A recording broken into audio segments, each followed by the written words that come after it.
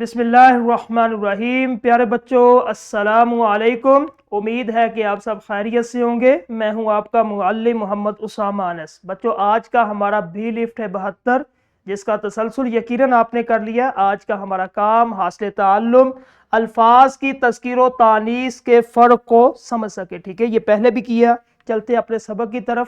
سب سے پہلے ہم نے دیکھنا ہے کہ جملہ جو ہوتا ہے اسم اور فعل کے ساتھ جو ہے نا مکمل ہوتا ہے، کوئی بھی جملہ اب جملے سے عبارت بنتی ہے، ٹھیک ہے؟ اسی طرح ہر درست جملے میں اسم اور فعل کا آپس میں گہرا اور متوازن تعلق ہوتا ہے۔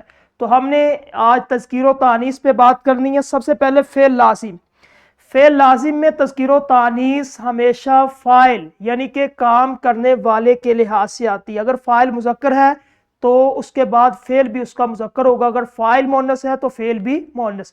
جس طرح یہ مثال ہے آپ کے سامنے، مرد گیا۔ اب مرد جو ہے یہ فاعل ہے اور گیا یہ فعل ہے، ٹھیک ہے؟ مرد فاعل ہے تو اس کے بعد اس کا فعل بھی مذکر ہوگا، مرد مذکر ہے۔ اسی طرح مؤنث عورت آئی، عورت کیا ہے؟ مؤنث ہے، فاعل ہے، ٹھیک ہے؟ فاعل مؤنث ہے تو فعل بھی اس کا مؤنث ہی ہوگا، ٹھیک ہے؟ آئی۔ اسی طرح ذی رو ناطق جاندار اسما، اگر جملے میں دو جاندار اسم، ایک مذکر ہے ایک مؤنث، ایک ساتھ آ جائے تو اس صورت میں فعل کی تذکیر و تانیث مذکر کے لحاظ سے آئے گی، ٹھیک ہے؟ اگر مذکر جو ہے وہ ایک جملے کے اندر دو جاندار اسم یعنی کہ ایک مؤنث آ گیا ایک مذکر آ گیا، جس طرح مرد ہے عورت سلائیڈ پہ آپ نظر آ رہے ہیں، ٹھیک ہے؟ ان میں سے ایک کیا ہے؟ مذکر ہے، ایک مؤنث ہے۔ تو اس صورت میں فعل کی جو تذکیر و تانیث ہوگی وہ ہمیشہ مذکر کے لحاظ سے آئے گی۔ جس طرح یہ مثالیں، جب گھر میں میاں بی بی آئے تو کھانا پکا، ٹھیک ہے؟ اب اس جملے کے اندر دوسرا مذکر بھی ہے مؤنث بھی ہے، ٹھیک ہے؟ میاں بی بی، میاں مذکر ہے بی بی مؤنث ہے، ٹھیک ہے؟ تو کھانا پکا، پکا فعل کس کے مطابق آئے گا؟ فعل ہمیشہ مذکر کے مطابق آئے گا، جس طرح ہم نے پڑھا، ٹھیک ہے؟ ماں باپ خوش تھے، ماں باپ، ماں مؤنث ہے باپ مذکر ہے، خوش تھے تو ہمیشہ فعل جو ہے مذکر کے مطابق آئے گی۔ اسی طرح لونڈی غلام تو اپنے مالک کی خدمت کرتے ہیں، ٹھیک ہے؟ لونڈی جو ہے یہ مؤنث ہے، غلام مذکر ہے، تو اسی طرح فعل جو ہوگا وہ ہمیشہ مذکر کے مطابق آئے گا، ٹھیک ہے؟ اس کے بعد دوسری چیز ہے کہ جب جملے میں ایک سے زیادہ چیزیں یا لوگ شامل ہو تو فعل اکثر اپنے قریب ترین آخری اسم کے رنگ میں رنگ جاتا ہے۔ تو آئیے دیکھتے ہیں کہ یہ قریب ترین اسم کی پیروی کیسے کام کرتی ہے۔ یعنی کہ اگر آپ کے پاس ایک سے زیادہ چیزیں تو فعل اکثر جو اس کے پاس ہوگا بالکل قریب ہوگا، اگر مذکر ہوگا تو مذکر آ جائے گا، اگر جو ہے وہ مؤنث ہے تو مؤنث آ جائے گا، ٹھیک ہے؟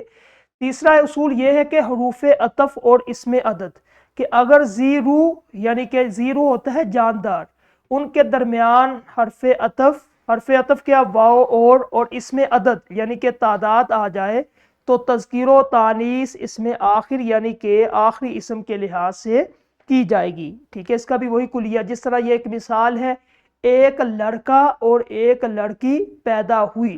اب ہم نے کیا اصول پڑھا تھا کہ ایک سے زیادہ جو ہے وہ چیزیں ہو ایک جملے کے اندر، تو اس میں ہم نے جب فعل دیکھ رہے ہیں کہ اس میں تذکیر و تانیث کیسے کرنی ہے تو اس کے ساتھ بالکل جو ساتھ اسم ہوگا اس کو دیکھنا۔ اب لڑکا ہے لڑکی، لڑکا مذکر ہے اور لڑکی مؤنث ہے، ہوئی یہ فعل ہے، ٹھیک ہے؟ ہونا۔ اب اس کے پاس کون سا ہے؟ ٹھیک ہے؟ مذکر ہے یا مؤنث؟ اس کے پاس بالکل لڑکی ہے، ٹھیک ہے؟ تو اسی طرح ہم جو ہے اس کو مؤنث بنائیں گے اس کے فعل کو، ٹھیک ہے؟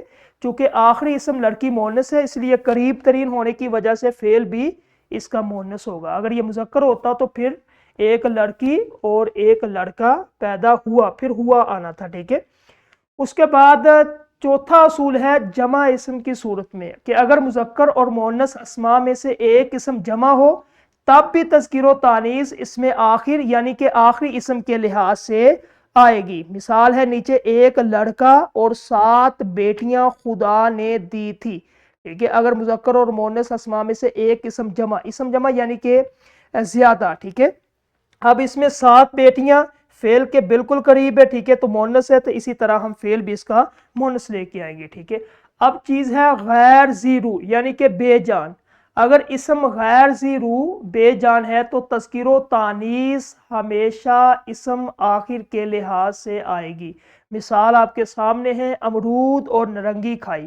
نرنگی کیونکہ مونس ہے، کھائی یہ اس کے فعل کے بالکل پاس جو ہے یہ مذکر ہے، اسی طرح فعل بھی مذکر ہوگا، ٹھیک ہے، مونس ہوگا۔ اس کے بعد دوسرا، دال چاول پکائے۔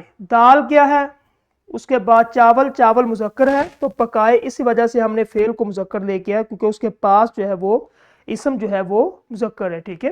اس کے بعد تذکیر و تانیث کے اصول یہ دیکھ لیں، فعل لازم فاعل کے لحاظ سے فعل کس کے مطابق، اس کے بعد دو جاندار، ایک مذکر ایک مؤنث اور مذکر کے لحاظ سے، ٹھیک ہے۔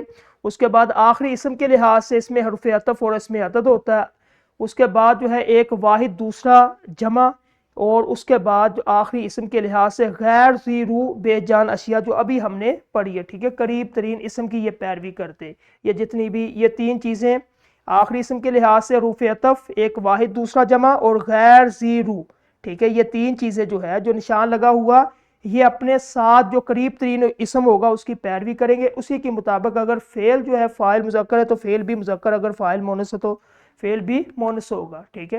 اب ایک یہ مشق ہے، اس کو آپ نے کرنا، قلم اور کتاب میز پر رکھی ہے یہ ہے، ٹھیک ہے۔ اس کے بعد ایک بکری اور ایک اونٹ خریدا گیا یا گئی، ٹھیک ہے، اس کو دیکھنا آپ نے۔ تو یہ آج کا ہمارا تذکیر و تانیث والا چیپٹر جو ہے لیکچر ختم ہوا۔ کل انشاءاللہ ایک نئے لیکچر کے ساتھ ملیں گے، اپنا خیال رکھیے، السلام علیکم۔